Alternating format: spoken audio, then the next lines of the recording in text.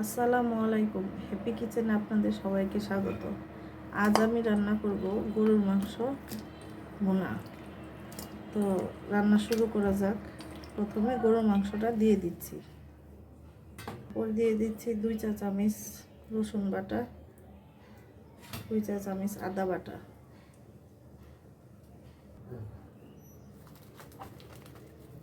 দিয়ে দিচ্ছি হলুদের গুঁড়া, 2 চা চামচ হলুদের গুঁড়া, 2 চা চামচ মরিচের গুঁড়া। মরিচের গুঁড়াটা আপনাদের ঝাল অনুযায়ী দেবেন। 1 চা চামচ ধনিয়ার গুঁড়া, জিরার গুঁড়া দিয়ে দিব 2 চা চামচ, গরম মশলার গুঁড়া দিয়ে দিব 1 চা চামচ, লবণ যার যার স্বাদ অনুযায়ী দিয়ে দিব, 3টা এলাচ, দারচিনি, 2টা তেজপাতা। এখন দিয়ে দিব পেঁয়াজ কুচি। এখন তেল দিয়ে মাংসটা ম্যারিনেট করে নেব। এখন মাংসটা মাখায় নেব, ভালোভাবে মাংসটা মাখায় নেব।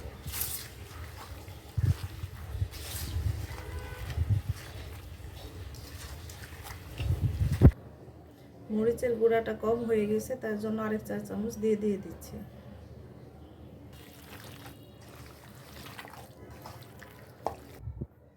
মাখানো শেষ হয়ে গেছে।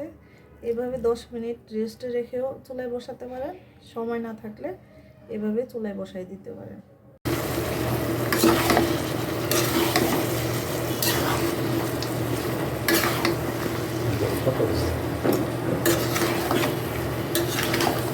মাংসটা এখন একটু নাড়াচাড়া করে দেব। মাংসটা অনেকটা কষানো হয়ে গেছে, এখন একটু নাড়াচাড়া করে দেব।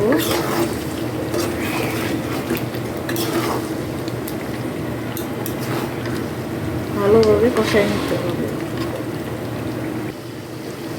এখন মাংসটা কষানো হয়ে গেছে, এখন আমি আলু দিয়ে দেব।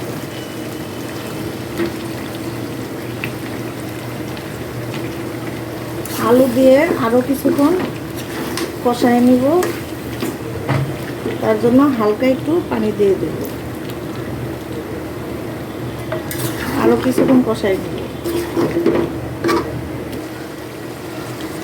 মাংসটা মাঝে মাঝে নাড়াচাড়া করে দিতে হবে, তা না হলে নিচে ধরে যাবে। এই মাংসটা ভালোভাবে কষালে অনেক মজা হয়, এই জন্য রান্নাটা ধীরে ধীরে করতে হবে। মাংস কষানো হয়ে গেছে, এখন ঝোল দিয়ে দেব।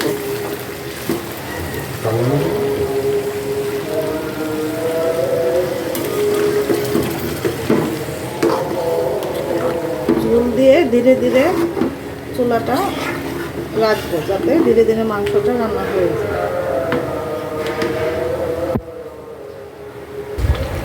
এখন তরকারিটা প্রায় হয়ে আসছে, গরম মশলার গুঁড়া দিয়ে দেব।